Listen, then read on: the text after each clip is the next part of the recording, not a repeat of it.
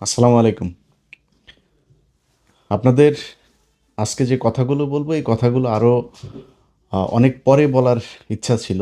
কিন্তু বেশ কিছু ঘটনা, বিশেষ করে সবশেষ চট্টগ্রাম বিশ্ববিদ্যালয়ে যে ঘটনাটা ঘটেছে, সেটার পরে মনে হলো যে পরিস্থিতি খুব বেশি ঘোলাটে হওয়ার আগেই আপনাদেরকে জানানো উচিত। দেখেন, বর্তমান সরকার ক্ষমতায় এসেছে। আমরা কিন্তু আমি সরাসরি কিন্তু বিএনপির বিরুদ্ধে ক্যাম্পেইন করেছি এবং আগেও বলেছি যে যে অবস্থা, বিএনপি এবং জামাত এই দুইটা দলের নাম কিন্তু গেল 15 বছর উচ্চারিত হয়েছে এককভাবে না, যৌথভাবে উচ্চারণ করা হতো। বিএনপি জামাত, জামাত বিএনপি, বিএনপি জামাত, জামাত বিএনপি। কোনো ঘটনা হইলেই শেখ হাসিনা বলতো নাশকতার সাথে জড়িত বিএনপি জামাত, জামাত বিএনপি, এইভাবেই কিন্তু। অতএব এই দুইটা দল এখন বাংলাদেশের একটা পক্ষ, আওয়ামী লীগ আরেকটা পক্ষ। সেই পক্ষটা নেই, আপনাদের মাঝে একটা বিরোধিতা তৈরি হয়েছে। সেই বিরোধিতা কি? নির্বাচনের বিরোধিতা। সো সেই বিরোধিতায় আমিও একটা পক্ষ নিয়েছিলাম, এবং কেন নিয়েছিলাম সেটা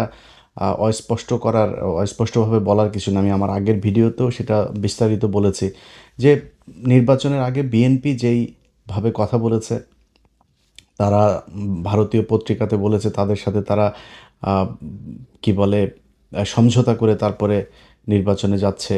বিএনপির নেতারাও সরাসরি বলেছে, কেন্দ্রীয় নেতা একেবারে মহাসচিব পর্যন্ত বলেছে যে বিএনপি ক্ষমতায় এলে সব মামলা প্রত্যাহার করে নেওয়া হবে। বিএনপি আওয়ামী লীগ ভাই ভাই, আওয়ামী লীগের কাছে ভোট চাওয়া হয়েছে, তারা হাদির বিরুদ্ধে অবস্থান নিয়েছে, তারা না ভোটের পক্ষে অবস্থান নিয়েছে, এগুলো প্রকাশ্যেই তারা কথা বলেছে।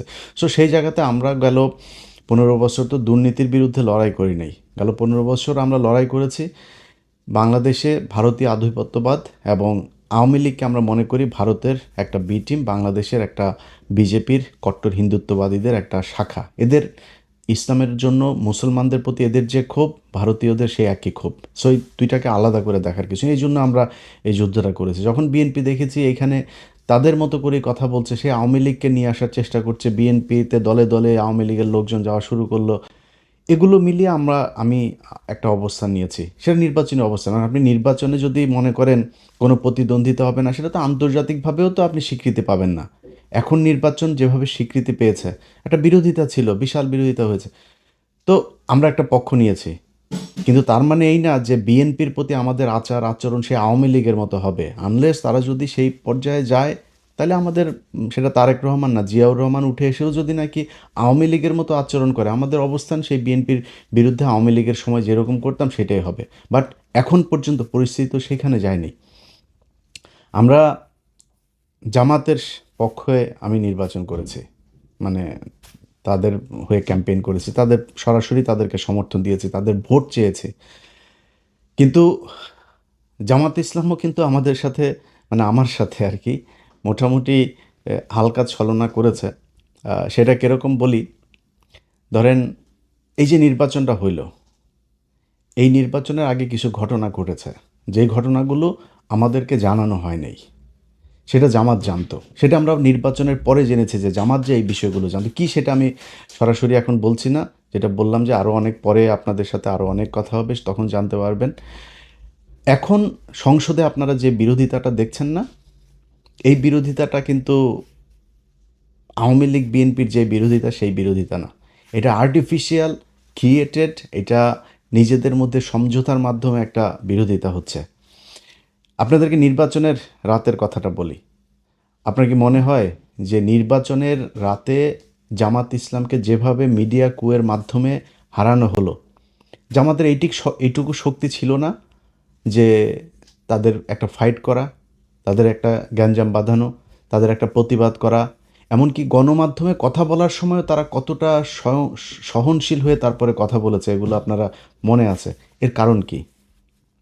এখন আপনারা যেগুলো দেখছেন সংসদের ভেতরে, আচ্ছা এক এক করে যদি বলি, ধরেন আমাদের ছিল কি? আমাদের ছিল যে আওয়ামী লীগকে যেন ব্যাক করতে না দেওয়া হয়। নির্বাচনের আগে বিএনপি যেমন করেছে, নির্বাচনের পরে কি বিএনপি সেই ধারাবাহিকতা বজায় রেখেছে? তারা নির্বাচনের পরে এসে সেই আওয়ামী লীগের কার্যক্রম নিষিদ্ধ তো রাখলই, সেটা শুধু আপনার অধ্যাদেশ না, সেটাকে আইনেও পরিণত করা হলো। এই আদেশটাকে তারা আইনে পরিণত করলো। এরপরে হচ্ছে এই যে জুলাই শহীদ যারা, জুলাই যোদ্ধা যারা, তাদেরকে ইনডেমনিটি দেয়া। যদিও আমি এটার পক্ষপাতিত্ব না, ইনডেমনিটি দেওয়ার মানে হচ্ছে একটা অপরাধ হয়েছিল, এই অপরাধকে আমরা পৃথিবীর কোনো বিপ্লবকে কখনো ইনডেমনিটি দিয়ে বাঁচাইতে হয় নাই, এটার ঘোর বিরোধিতা। বাট ইউনূস সরকার যেটা চেয়েছে, এই যোদ্ধারা যেটা চেয়েছে, এনসিপি যেটা চেয়েছে, জামাত যেটা চেয়েছে, সেই কাজটাই করা হয়েছে। বিএনপি সেটাকেই আপনার আইনে পরিণত করলো। সো আমাদের তো কোনো সমস্যা নাই, আমরা যেটা চেয়েছি সেটা হয়েছে, সেটা হচ্ছে। মোটা দাগে বিএনপি এখন পর্যন্ত বিরুদ্ধে যায়নি, বাট যেটা শুরুতে বললাম, যদি যায় আমাদের আচরণ কিন্তু সেই আওয়ামী লীগের মতো হবে। এখনো পর্যন্ত আমি বিশেষ জায়গার ঈদের 2 দিন আগে আমার সাথে একটা পক্ষের কথা হলো, যে কোনো এক জায়গার, তাদের সাথে আমি খুব মানে নিজের খুব ডিপ্রেশনের কথা জানাচ্ছিলাম যে আমি আসলে খুব ডিসঅ্যাপয়েন্টেড, এই যে এইভাবে চলছে, এই হচ্ছে, এইভাবে কথাবার্তা বলছে। তারা আমারে বলল যে 1 বছর ধৈর্য 6 মাস থেকে 1 বছর ধৈর্য ধরতে। আমি যা দেখছি পরিস্থিতি এরকম থাকবে না। তো আরও অনেক বিস্তারিত এগুলো আপনাদেরকে এখন আর বলছি না, অতএব একটু ধৈর্য ধরতে হবে। আজকে এই যে চিটাং বিশ্ববিদ্যালয়কে ঘটনা নিয়ে, তারপরে ছাত্রদল ছাত্র শিবিরকে বলছে গুপ্ত, ওরা আবার এদেরকে আপনার তারেক রহমানকে অ্যাটাক করছেন। ভাই, ছাত্র শিবির বা জামাত ইসলাম, এখানে মূলত ছাত্র শিবিরই। ছাত্র শিবিরকে শুধু একটা কথা বলবো, ভাই আপনাদের সাথে গন্ডগোল হচ্ছে ছাত্র দলের। আপনি ছাত্র দলকে কাউকে যদি কিছু, বা ছাত্র দলের সংগঠনকে আপনি যদি করেন, তাদেরকে অ্যাটাক করেন, তাদের ব্যাপারে কথা বলেন, তাদেরকে যা মনে চায় বলেন। কিন্তু আপনি তারেক রহমানকে টেনে যখন নিয়ে আসবেন, তখন দলীয় প্রধান হিসেবে সেও কিন্তু তার ধৈর্যের সীমা পার হইতে পারে। সো আপনার তারেক রহমানকে নিয়ে তো আসার তো এখানে দরকার নেই। তারা কিন্তু গুপ্ত টুপ্ত এগুলো বলছে, ইটস ওকে। আপনারা তো রাজাকার বলে নাই, আপনারা তো পাকিস্তানি বলে নাই, ওইখান থেকে তো ছাত্রদল বেরিয়ে এসছে, এটার জন্য তাদেরকে অন্তত সাধুবাদ দেওয়া উচিত। কিন্তু আপনি তাদের এইটাকে অ্যাটাক করতে যায়া তাদের সাথে মারামারি করছেন, তাদের সাথে এগুলো সব ঠিক আছে, কিন্তু তারেক রহমানকে অ্যাটাক করেন না। এটাতে দলীয় প্রধান যিনি, তার সাথে আপনাদের দলীয় যিনি প্রধান আছেন, আমার কাছে যতটুকু তথ্য, তারা প্রতিদিন তাদের ব্যাপারে তাদের সাথে ব্যক্তিগত আলাপ হয়, মানে রাজনৈতিক আলাপ ব্যক্তিগতভাবে হয়। এবং এই আগামীকালকে সংসদে যে জামাত ইসলাম ওয়াকআউট করবে, সেটাও বিএনপি একদিন আগে জানে যে কালকে ওনারা করবেন, এবং সেটারও মোটামুটি দুইজনের মধ্যে নেগোসিয়েশনের মাধ্যমেই হয়।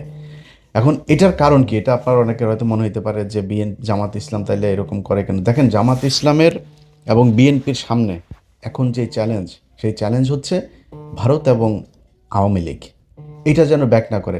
জামাত ইসলামের টার্গেট আওয়ামী লীগকে যতদিন রাজনীতির বাইরে রাখা যাবে, তারা সরাসরি বলি যে 5 বছর যদি আওয়ামী লীগ না আসে, না থাকে, কোনো কোনো সম্ভাবনা নেই, আল্লাহর রহমতে কোনো সম্ভাবনা নেই। পৃথিবীর কোনো যৌক্তিক কারণে সমান, আল্লাহ যদি ওহিন হাসিল করে কিছু করে সেটা অন্য জিনিস।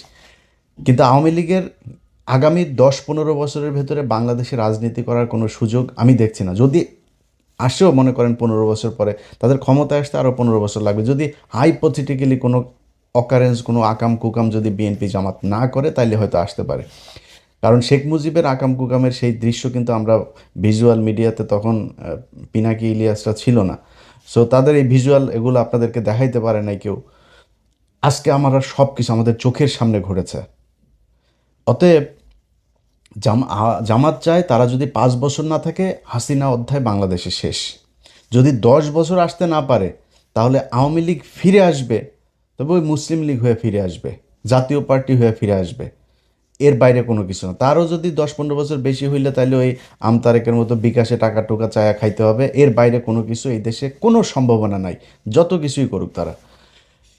এখন এই যে একটা চ্যালেঞ্জ, যে আওয়ামী লীগকে যেভাবেই হোক 10-15 বছর অন্তত রাজনীতি থেকে দূরে রেখে তাদেরকে পঙ্গু করতে হবে। এটা দুইটা দল যদি মিলেমিশে না থাকে, তাহলে সম্ভব না। এখন এইখানে সরকারি দলের দায়িত্বশীলতার বিষয়টা খুব বেশি জরুরি। আমি প্রথমে শিবিরকে যেমন বললাম, ছাত্র দলকেও বলি, ভাই বাংলাদেশের ইতিহাসে কোনো দিন শুনেছেন আজকে জামাত ইসলাম যেই সহনশীলতা আপনাদেরকে দেখিয়েছে এই নির্বাচনে? আমার মানে জামাত ইসলামের বাইরে, আমি তো জামাত করি না, বাট আমি জামাতের বাইরে জামাতকে আমি পছন্দ করি, তাদের হয়ে আমি নির্বাচনে কাজ করেছি। সো জামাতের বাইরে যদি সবচেয়ে বেশি জানে সেটা মনে হয় আমি জানি।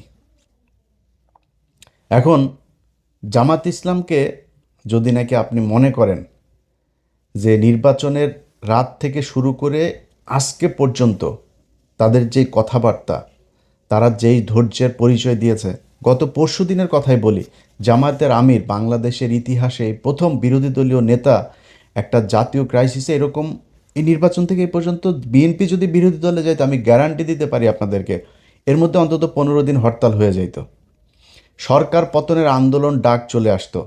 বিরোধী দলীয় নেতা বলে যে এটা সরকারের তৈরি করা সংকট না, এই সংকট বৈশ্বিক সংকট।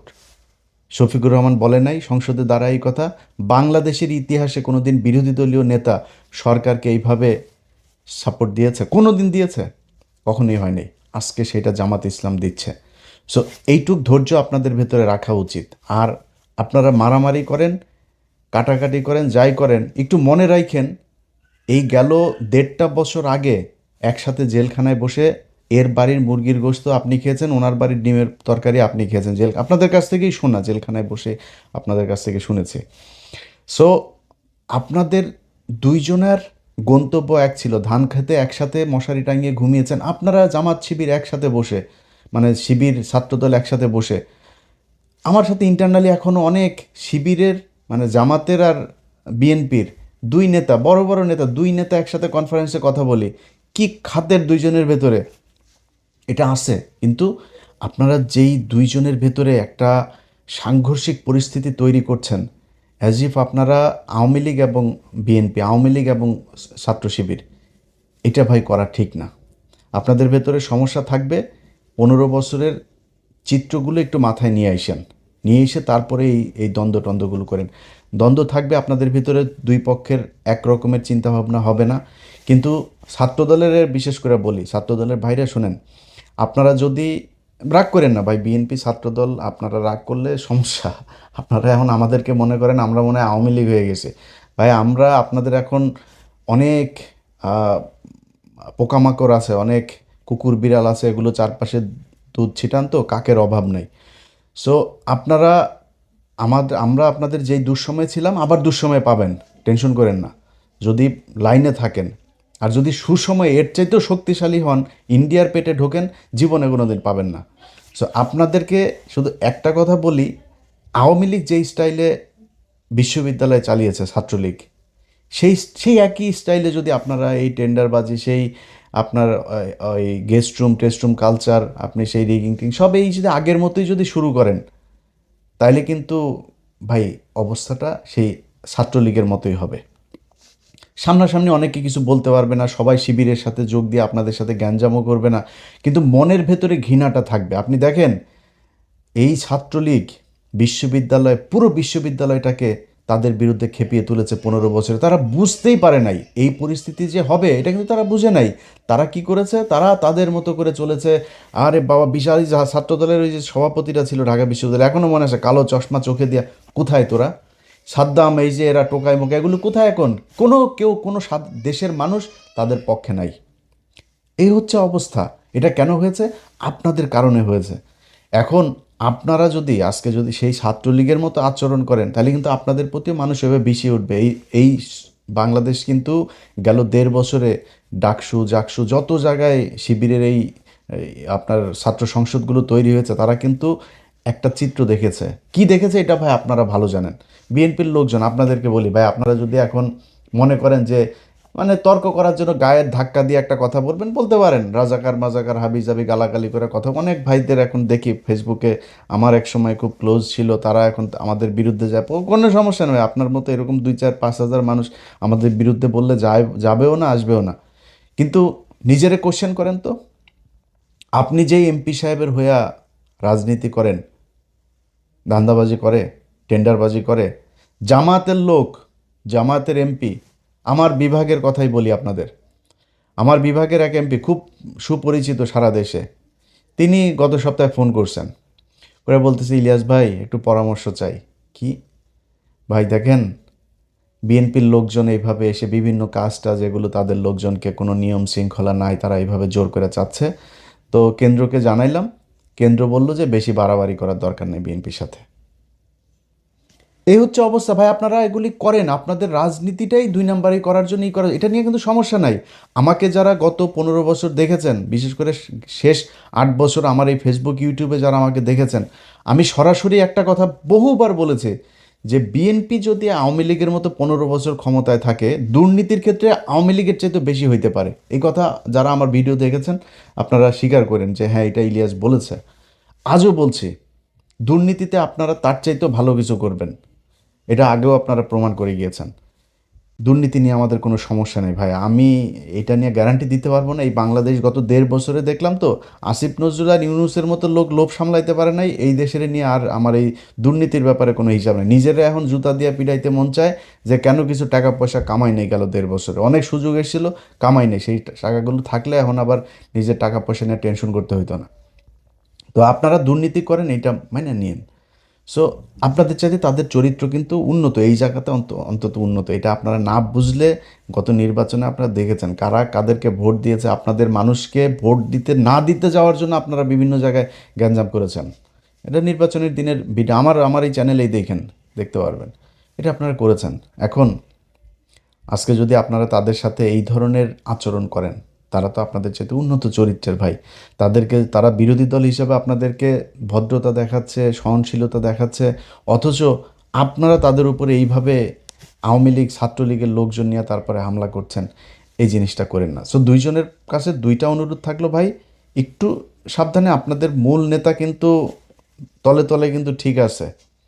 আরও কিছু দেখবেন, আগামী 1 বছরে বাংলাদেশের সাথে ভারতের যুদ্ধও বাড়তে পারে, এই জন্য প্রস্তুতি থাকেন। বাংলাদেশের মানুষ প্রস্তুত আছে। তারেক রহমানকে বলতে চাই, তারেক রহমান, বিএনপি, আমি ইলিয়াস হুসাইন প্রথম ব্যক্তি হব ইউএসএ থেকে ফ্লাই করব বাংলাদেশ ইনশাল্লাহ, যদি ভারতের সাথে আপনাদের উপরে যদি ভারতের কোনো যুদ্ধ শুরু হয়, সেই পরিস্থিতি যদি হয়, যদি হয়। কিন্তু আপনারা অন্যরা যারা আছেন, তারা এই যে দুইজনের ভেতরে যে সম্পর্ক, এই সম্পর্ক তো আপনাদেরকে সবার কানে কানে যায় বলে দিয়ে আসবে না। বলে দিয়ে আসলে এখানে সিকিউরিটির অনেক ব্যাপার আছে, অনেক পলিসির ব্যাপার আছে, অনেক পরিকল্পনা আছে। এই পরিকল্পনাগুলোর বিষয়গুলো তারা জেনে যাবে। সো তাদের ভেতরে ঠিক আছে, আপনাদের কাছে অনুরোধ থাকলে 1 বছর ধৈর্য ধরেন। আমিও কিন্তু 1 বছর দেখবো, 1 বছরের বেশি আবার দেখতে যাব না। 1 বছরের ভেতরে আমি কোন পক্ষে যাব, কোন দিকে কথা বলবো, সেটা পরিষ্কার হয়ে যাবে। এখন বিএনপিকে সহায়তা করতে চাই। বিএনপি রাষ্ট্র পরিচালনা করছে, জামাত ইসলাম যেভাবে সহায়তা করে, আমরাও ভাই চাই আপনারা একটু সময় নেন। এই যে তেলের সমস্যা নিয়ে এখন আওয়ামী লীগ প্রতিদিন তাদের পেজে আপনার টকশো করে, বিভিন্ন বিশেষজ্ঞদের নিয়ে টকশো করে। শেখ হাসিনা নেই আজকে, এই অবস্থা। তোরা চুরি করে গেছিস, তোরা চুরি করে বাংলাদেশ আজকে পঙ্গু বানায়।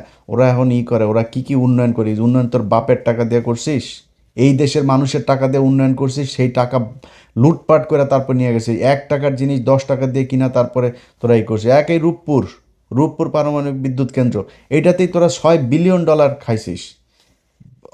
পদ্মা সেতুতে $2 বিলিয়ন, 20,000 কোটি টাকা খাইছিস। এখনকার হিসাবে তার চাইতে আরও বেশি টাকা।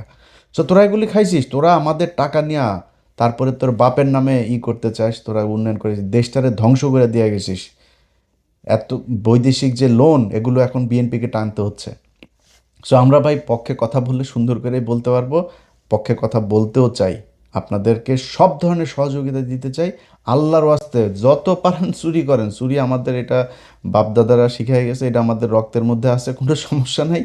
খালি ইন্ডিয়ার পেটে ঢুকেন না, এটাই বিএনপির কাছে অনুরোধ, আর কোনো কিছু না। যে কোনো বিষয়ে পাবেন, যে কোনো ব্যাপারে জাস্ট আমাদেরকে একটু বুঝাইলে হবে এই বিষয়টা এইভাবে হচ্ছে, এইভাবে করতে। আমাদের আমরা খোলা চোখে একরকম দেখবো, ভেতরে যদি আরেক রকম, সেটা তো আমাদের জানতে হবে। বাস জানাইলেই হবে খালি। যাই হোক, বিএনপি এবং জামাত দুইটা দলের ছাত্র সংগঠন, আপনাদের কাছে অনুরোধ থাকবে, এবং ফেসবুকে যারা আছেন বিশেষ করে আপনাদের কাছে অনুরোধ থাকবে ভাই, চিটাং বিশ্ববিদ্যালয়ে গিয়ে কিন্তু তারেক রহমান মারামারি করে নেই। সো আপনারা তারেক রহমানকে নিয়ে, তারপরে যে ওই জিনিসটাও আমি এখন আমার ভিডিওতে বলছি না, এটার আবার কাইটা নিয়ে আবার অন্য জায়গায় নিয়ে দিয়ে আসতে পারে। যেখানে বলছি না, কি বলেন আপনারা তারেক রহমানকে নিয়ে, এটা আপনারা ভালোই জানেন, সোশ্যাল মিডিয়াতে এটা নিয়ে এইভাবে করছেন। সো এইটা তারেক রহমানকে টানেন না। ছাত্র দলের বিরুদ্ধে বলেন, ওদের নানান পলিসি নিয়ে বলেন, ওদের যা যা করে সেগুলো নিয়ে বলেন, তারেক রহমানকে অফ রাখেন। এবং বিএনপির প্রতি অনুরোধ থাকবে, জামাতকে একটু সময় করে চলেন, তারা কিন্তু যথেষ্ট আপনাদের প্রতি রেসপেক্ট দেখাচ্ছে, সহনশীলতা দেখাচ্ছে, সহযোগিতা দেখাচ্ছে। সো দেশটা সামনের দিকে নিয়ে যাইতে হবে। সামনের দিকে নিতে হলে আগে এই ইন্ডিয়া এবং আওয়ামী লীগকে বাদ দিতে হবে। সেটার জন্য কাজ চলছে, সেই কাজগুলো ঠিকমতো হোক। যেভাবে শুনছি, আল্লাহ যেন সেটা সত্যি করান, সেরকম হয়, এটাই চাই। আল্লাহ হাফেজ।